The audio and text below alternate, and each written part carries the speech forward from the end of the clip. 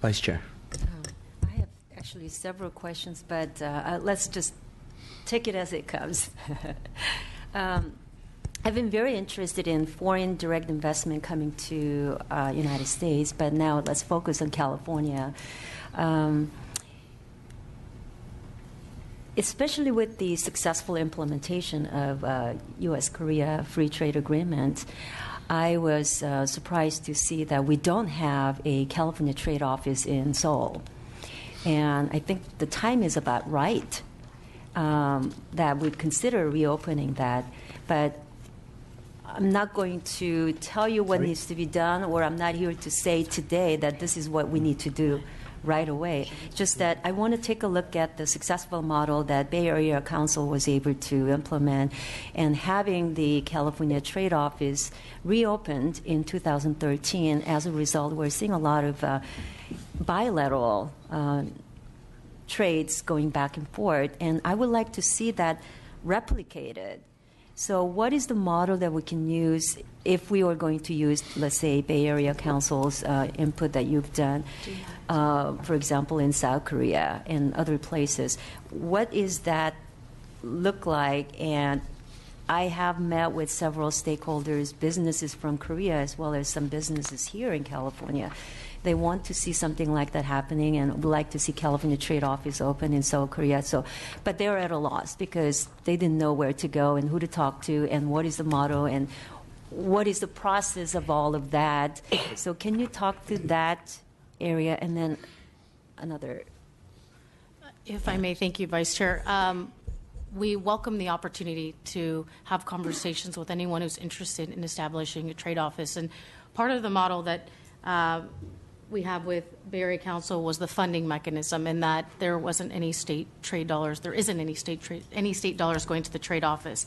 And so through this process, we've been identifying what seems to be working and what's not working. And that's why in Andrew's comments, he was talking about really expanding our footprint.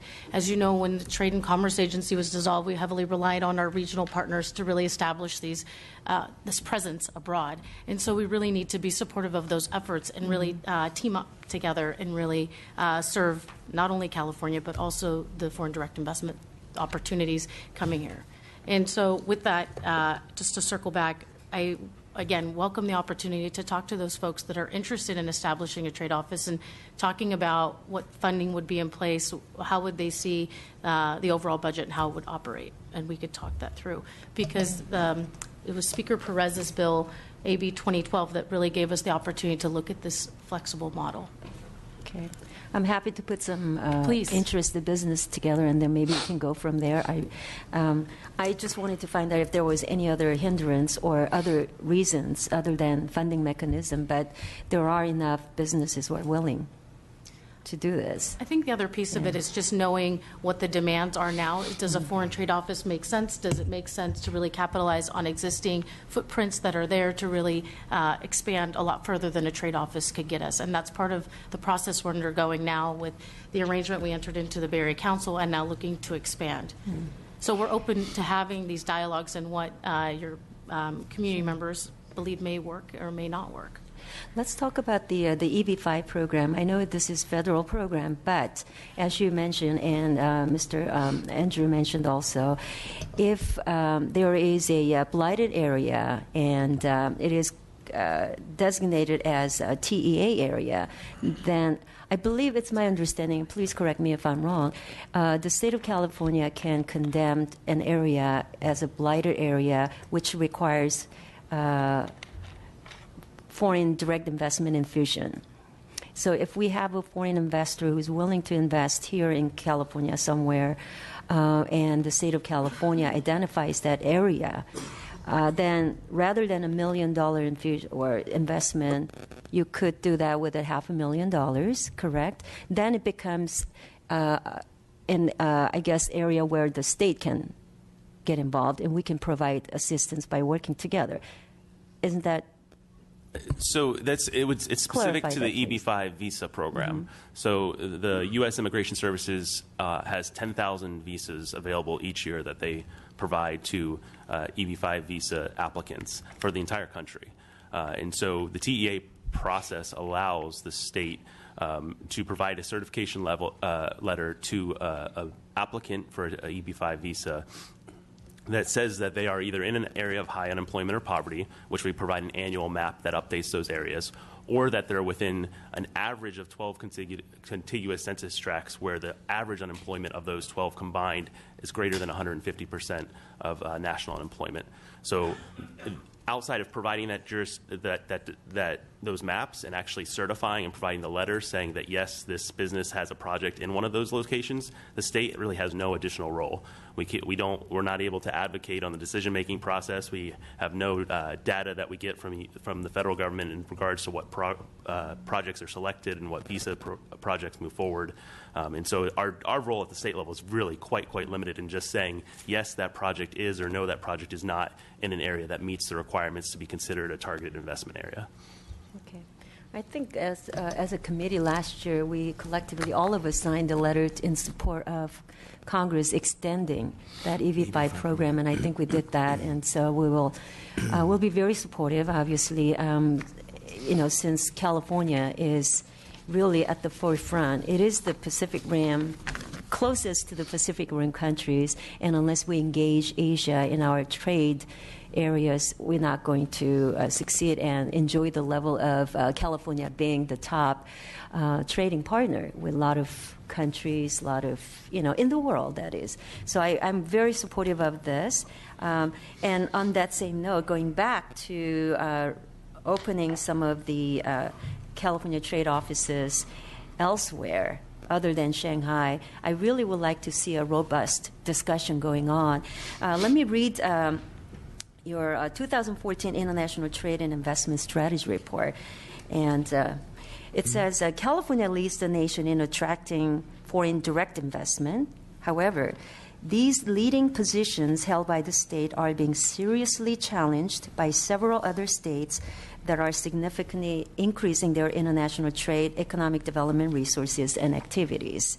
California cannot afford to rest on its laurels. Rather, it must expand its current efforts by utilizing and maximizing existing state and federal partnerships and resources, and also carefully consider implementing new trade and investment-related initiatives. So my question back to you is, what are you waiting for? Why do we only have one trade office? So, which is why I keep coming back, and I would like to see more offices, especially if there is a partnership with the private, businesses. So I don't believe we're waiting at all in trying to achieve the overall objectives. As I mentioned in my opening comments, several of the strategies that follow that statement in the report have either been met already or are in the process of being met. Mm-hmm. In terms of specifically opening additional trade offices, I think there's probably two key points that we would want to leave you with. The first is that it's very important for the administration and all the partners involved to get the China trade office correct. And so, as I mentioned in my comments, we're making some shifts and changes in the operational office based on what we've learned, and so that we can apply that to future opportunities. The second point I think that's really important to share with all of you is that we have yet to receive a single proposal from any entity showing real interest in opening a trade office. So no one's come forward. Who would that entity be? Just like a Bay Area Council? Do they have to form their own nonprofit? It could be an existing organization. It could be an organization within another country. It could be another regional organization here. It's a public-private partnership, so really the doors are open to anyone who would be interested. And if you're speaking with folks in your office or you're in your district who are interested, we certainly want to have that conversation. But to date, we have not received a proposal that has a business case or that has the partnership and the financing pieces all included in it to where we can have that conversation yet. I'm definitely interested in connecting that, and then maybe we can have a meeting with those folks, some of those folks that I have in mind. I think the slowness of this coming together is because of uncertainty and not a clear guideline is there.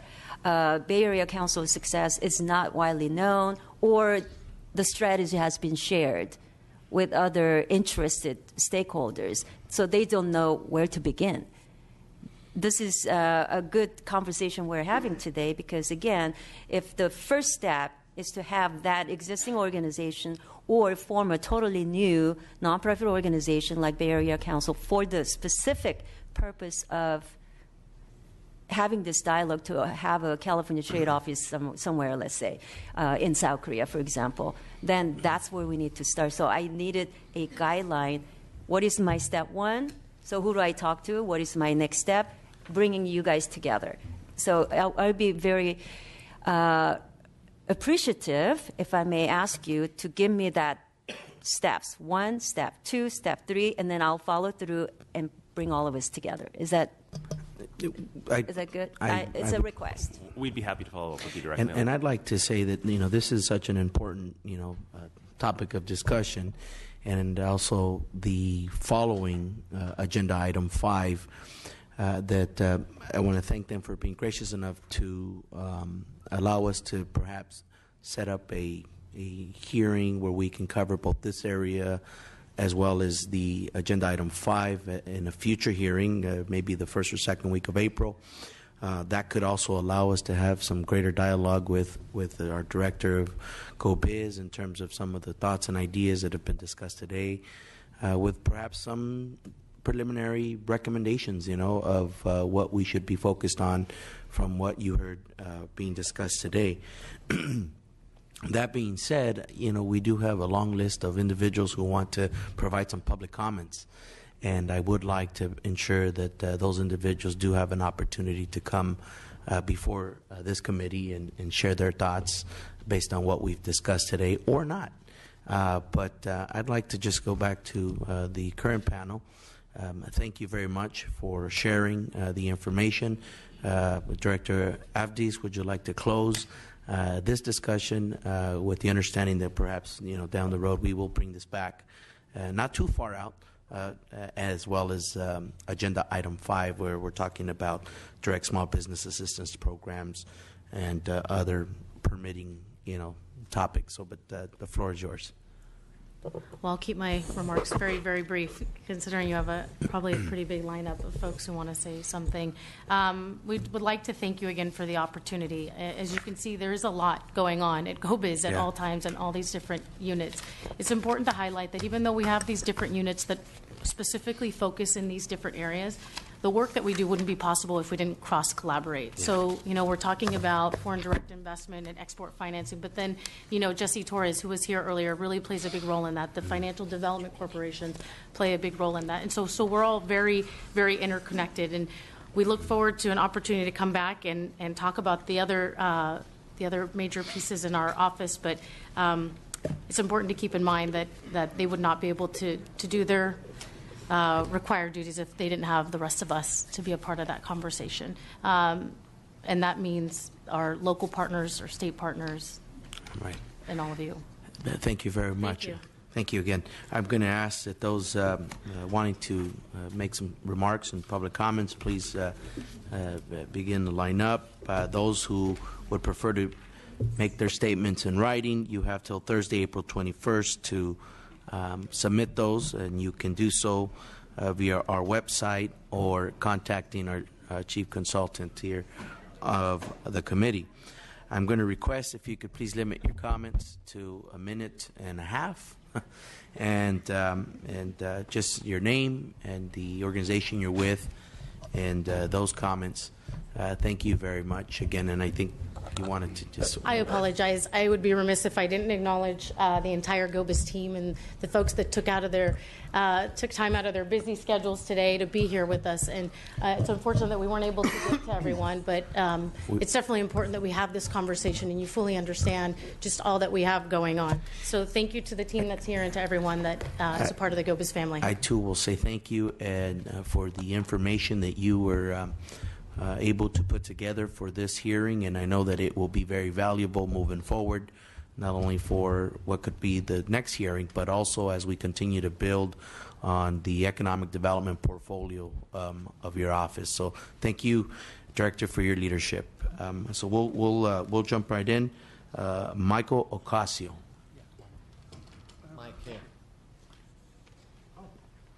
Followed by Bruce Stensley, and then Dom Betro. Well, thank you, Assemblyman Garcia, Chairman. Again, my name is Michael Ocasio. I operate an FDC, a Financial Development Corporation in Orange County. And Assemblymember Kim's district. I just want to say a couple of things. One, with regard to Assemblymember Cheryl Brown. I'm actually your neighbor to the east. I live in Redlands and have been in the Inland Empire for the last since 1986. So I sympathize with what's happening. You know, we had an FDC in San Bernardino. Actually, it was in Ontario, but it closed, unfortunately, because the banks shrunk, and due to the economy, they just couldn't get any traction, but we tried our best. I've been involved in the program over 20 years. I got to tell you, I've been involved when we were part of the California Trade and Commerce Agency. Before that, folded into BTH, and then, of course, GoBiz. And I'm thankful to you, Chairman Garcia, and your chief strategist, Tony Simons, to your right, who helped orchestrate moving the FDCs into iBank under Paneria, under GoBiz. It breathed new life into the organization. We're bigger, we're stronger, we're better, even though there's less of us. We're all nonprofits. If you want to get an idea of our background, of what we're doing just in Orange County, this might interest you, Assemblymember Kim. Last fiscal year, I mean, you heard my colleague from Pacific Coast Regional. If you use his numbers as a baseline, they issued $14 million in guarantees. We've issued $29.3 million in last fiscal year, which supported about $40 million in bank lending. That created over 2,000 jobs and about 1,045 new FTEs in the state. So we're happy with the direction on Panerea. So thank you very much, and you'll see more results from us as the year progresses. Thank you. Thank you. Next speaker. Good morning, Bruce Densley, Economic Development Collaborative of Ventura County, and also representing this morning California Association of Local Economic Development. Thank you, committee, chairman and staff and members. 4 quick things. First, thanks to your committee for your role in convening and your leadership, providing information, and moving on a legislative agenda. It's hugely appreciated, and your endurance and perseverance in that is well appreciated. Second, and more to the point, I want to express our huge appreciation for the work that GoBiz does in 3 different ways. One, it's their expert administration of products and services and economic development for the retention and growth of businesses, for the attraction of business, and for the promotion of entrepreneurship. Also for their expert coordination of a state and local agenda and partnership that is hugely important. You've heard a lot about that this morning. I want to tell you as a local practitioner that's real and it matters and it's important. And third is their messaging along with you and others and making sure that there is a real and valuable message about the California value proposition that responds to some of the criticisms and the nonsense we hear from outside our state and actually speaks truth to what we're doing. We know there's a lot of work to do, but it's important to get that message out. More specifically, an item that you haven't heard as much about this morning is the California Competes program. I want to express to you what a valuable resource that is. It is state-of-the-art. It has extraordinary return on investment. It is recognized nationally as the kind of program that others wish they had for the attraction and retention of business. It is transparent in that all those agreements that are struck between GoBiz and the state and local partners, you can go and look at those contracts online and actually understand what they're obligated to. It's a user-friendly program and it's customer service friendly. I'll leave it at that. It's an important asset and we need to keep investing in it. Thank you. Thank you very much. Next speaker. Good morning. I'm Don Betro. I'm the CEO of Family Service Association, one of those programs you heard about that iBank has helped out. We operate throughout Riverside and San Bernardino counties in 40 locations. And the ability of iBank to integrate us in their small business loan guarantee program completed a lifelong quest of mine to convince banks to invest in nonprofits and work with nonprofits, not unlike the minority community issue. I often have found myself trying to translate a language for the banks of how important it is, because nonprofits return, in my case, 75% of our funding is federal pass-through dollars, the state tax dollars to the local community, which employs people who spend their money locally. As the former city councilman in the city of Riverside and chair of the redevelopment agency during my tenure, I can tell you the economic impact is great. But it took me about 50 presentations to 50 different banks before, with the help of iBank and the help of the FDC of Orange County, to secure a loan guarantee on a line of credit to make all this happen. So here's my 3 suggestions to you in terms of the minority community issue as whatnot. 1, we need a CRA program for California, not just a federal program, so banks can be incentivized. We need to incentivize. What made our loan go was the banks got a break on their federal taxes to give us a lower interest loan, which frees up $250,000 a year to employ more people. And third, you need mitigating structures in these communities, nonprofits or other entities like the FDCs, to translate it for businesses. Thank you. Thank you. Christy Foy, David Jones, and Frank Quintero. Hi, thank you very much. Christy Foy here on behalf of the City of Long Beach. And I just wanted to make sure I came to thank GoBiz for working with the city on the business incentives and also for the tax credit workshops that they've held in Long Beach over the last few years. And really just wanted to say thank you to GoBiz for working with businesses that are interested in coming to the City of Long Beach. Thank you. Mr. Chairman, members, David Jones, on behalf of 3 of our clients, again, I'd echo the comments of Long Beach. Had a very happy response with working with GoBiz. The loss of redevelopment has been devastating to the local government, and this is the only game in town now. City of Carlsbad used GoBiz to retain 400 jobs that were going to move overseas. Very, very helpful. City of Murrieta worked very, very hard to retain the last faucet manufacturer in the United States. GoBiz was instrumental in allowing us to keep that business here. And also the City of San Marcos has appreciated their outreach to local government and working as a partner, so we support the program. Thank you. Thank you.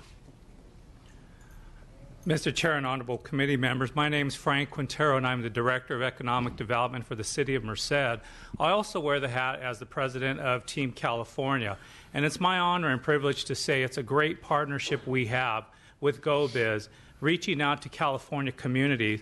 So I will be sending in my comments to you via letter, but I'll just use this one sentence to describe GoBiz. They are a strategic partnership leveraging resources, expertise, and information for enhancing California's business climate.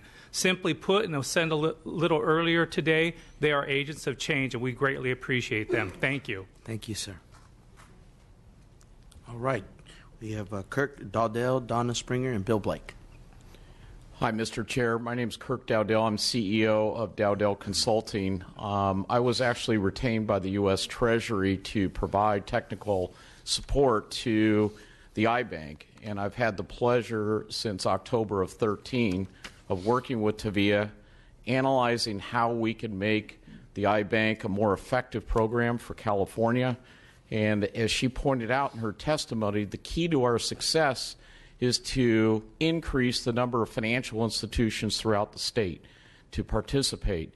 And to her credit and to the credit of her team, when we started, approximately 20% of the banks that are licensed to do business in the state participated.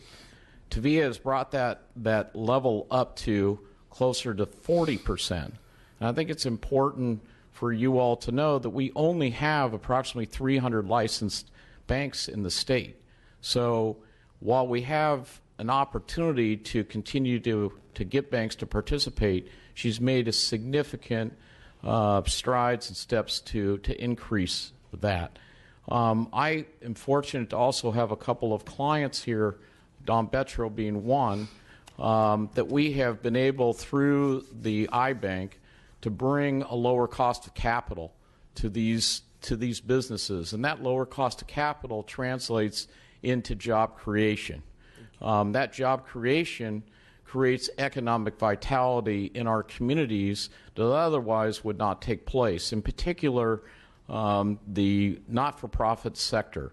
They have difficulty obtaining capital, at any cost. And thanks to the various programs, both the state loan guarantee as well as our bond conduit program, we have made and provided a significant tool that not-for-profits and other businesses are obtaining lower cost of capital, equivalent to municipal jurisdictions. Thank you. Thank you, sir. Thank you. Thank you. Chairman, Vice Chairman, Committee. My name is Donna Springer. I'm a local Sacramento business owner. I have been in business. I have a lady business partner, and our company is called Go Getters. We've been in business 31 years. I'm also a former president of the California Delivery Association, and that is my original point of contact with GoBiz. The first director, Kish, we got on board with GoBiz like the minute they got born. You know, there is a lot more to small business than looking for a dollar or a fund. In a transportation industry, I can assure you the layers of regulations and laws that we have to meet, educate the rest of our members in our association is quite extensive. GoBiz has been an advocate for small business. Delivery companies in the state of California, I'm talking about sole proprietors in our association to companies that employ thousands of people. Without the guidance that we've gotten from GoBiz with the regulatory people, and I know the regulatory people have benefited also, has been unexplainable. I'm also the current president of the National Association of Women Business Owners. I am on the president board for our foundation, and that's the educational side. We use GoBiz for our less experienced owners. They are vital. Thank you. Thank you. Hi, I'm Bill Blake. I'm the managing director of the B Street Theater here in Sacramento. We are another end user of some of these programs and very grateful that they exist. We are a nonprofit arts organization that serves kids and adults right here in Sacramento and actually throughout the state. We run through the entire state, top to bottom, with a performance that teaches kids about mental health issues. We'll be down in San Bernardino in a couple of weeks, actually, so we're looking forward to that. These programs are critical, and as a nonprofit, as one of the previous speakers said, accessing capital to grow our organizations, sustain them, is very hard to come by. Without the help of the iBank and GoBiz, we wouldn't be poised as we are now to develop a $25 million theater facility right here in Sacramento. These people are partners. They're advocates. They have been a tremendous benefit to us. I think we're helping them fulfill their mission to create jobs and deploy capital onto the street where it makes a difference. And they're helping us achieve our mission to serve kids and adults and make the community better. So my thanks to you and my thanks to them and their staffs. Thank you. Mr. Moran, Rob Moran, Riverside County, and then everyone else who's here as well. So good afternoon. Keep it brief to a minute. It will please. be very brief, I promise. Rob Moran, County of Riverside. Just want to thank you for hosting this meeting, and again, want to thank GoBiz. They're an indispensable part of our economic development efforts at the local level. It yields tangible results for us. Our approach is we engage. It's not just a top-down approach, it's bottom-up as well. And so we're always looking for new ways to partner with GoBiz. And again, it yields results for us. And you only heard some of the programs, but for us, you know, CalBiz, what they do through business retention attraction, the California Competes, the innovation hubs, the international trade programs, small business development centers. We've got 4 in our county that operate. I mean, really important parts of helping business at the local level. Thank you, and we look forward to working with you in new ways. Thanks. Good morning, Chairman Garcia and members. Rod Brewer on behalf of Southern California Edison. We're here today because we do have a good, strong, key strategic partnership with GoBiz, and we have a little bit of information I'd like to share with you in this quick few seconds. Our Economic Development Services Unit has received 16 project leads in 2015, of which 14 are still active. And EDS and GoBiz collaborated on and closed 15 economic development rate projects, which attracted and retained 7,402 jobs in our service territory. And GoBiz, through the Los Angeles Regional Office, has participated in workshops with us to present the state economic development incentive programs to our customers. And in addition to that, we do monthly conference call meetings to review active projects and to collaborate and assist customers in resolving economic challenges. And so with that said, we do enjoy our partnership with GoBiz, and we thank you for having this meeting today, and we appreciate our partnership. Thank you very much.